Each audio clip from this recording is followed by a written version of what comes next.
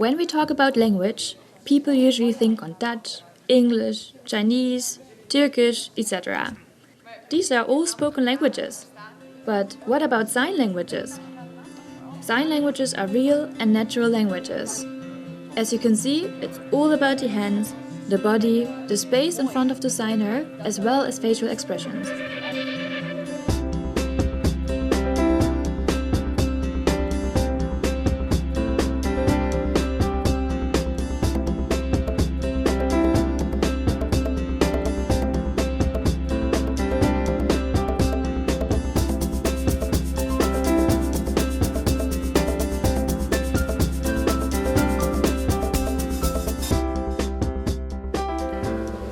So what's the project about? Well, we look at sign language processing. Why are sign languages so interesting? Well, in certain domains, sign and spoken languages differ radically from each other because they're so visual. So let's look at an example. We have a cup and a pen here, and they're in a spatial relation to each other. So spoken languages would use the word left to express the relation between this pen and the cup, so where the pen is placed in relation to the cup. In sign languages, this is much more visual. So let's just look at Tom. He will sign how you do it in sign language in the Netherlands. Yeah.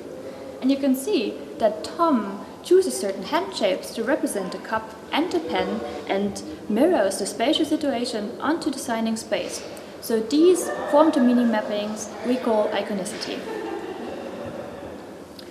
So what we are interested in is the relation between those iconic production patterns and eye gaze. So thus describing something like this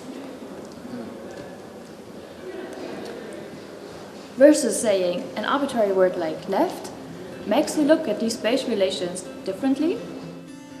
To find this out, I show signers and speakers 4 pictures on the screen, and I have to describe one of them.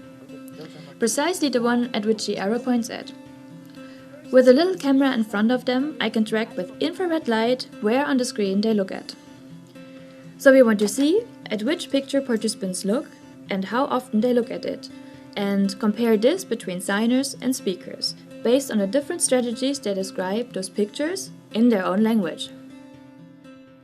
So our experiment is a bit like you're in a museum, let's say the Rijksmuseum in Amsterdam, and you are the guide. So there is a wall with many pictures on it, and you need to describe one of them to the crowd in front of you. So there's one picture that shows, for example, a cup, a cute little cup, and a pen to the left of it. Then there's another picture where you see the mirroring image, so where the pen is to the right of the cup. There are also other pictures, but they are just there to distract you. So you have to describe the first picture, where the pen is to the left of the cup, to your group of visitors. At which picture would you look the most? My Dutch non-signing participants looked mostly at the picture they had to describe, because that's all they needed to say whether the pen is to the left or the right side of the cup. What is interesting is that my deaf signing participants looked at the other contrasting picture more compared to the one they actually had to describe. So why do my signing participants look more at the other picture they actually don't need to describe?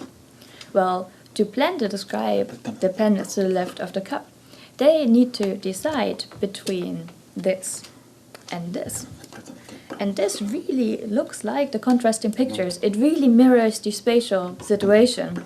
So that's why they need to look back and forth and might look more at the contrasting picture than the actual picture they have to describe.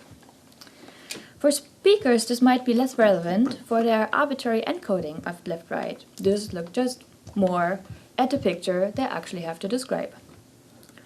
So what we found is that describing something or describing spatial relations in a very iconic way guides your attention to those spatial relations differently than the arbitrary encodings in spoken languages do.